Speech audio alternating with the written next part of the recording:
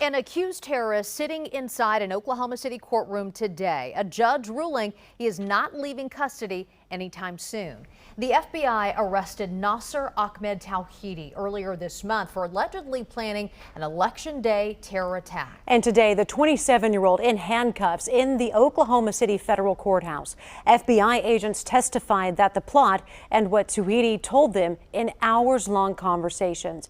His Afghani citizen's application to become an American now voided, and a judge order he remain in U.S. Marshal custody until he stands trial. KOCO's Elise Jones was inside that courtroom. And Elise, you saw a silent suspect and a number of family members by his side.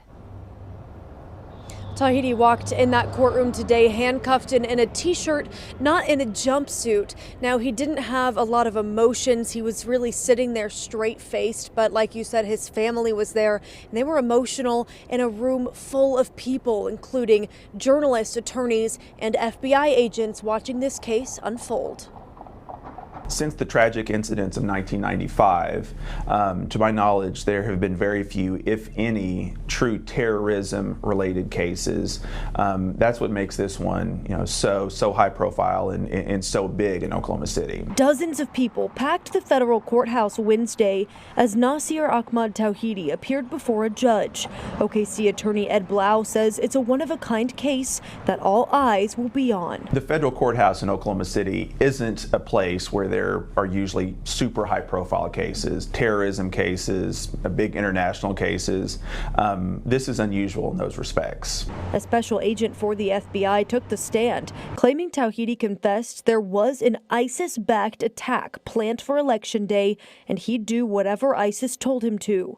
That special agent said the FBI was looking into Tawhidi about 45 days before his arrest and had come in contact with him multiple times, including when an undercover agent sold him 2 AK-47s just minutes before taking him into custody. Tawhidi's 17-year-old brother-in-law was arrested as his co-conspirator, and thousands of miles away, 2 of Tawhidi's brothers have been arrested in France on terrorism charges.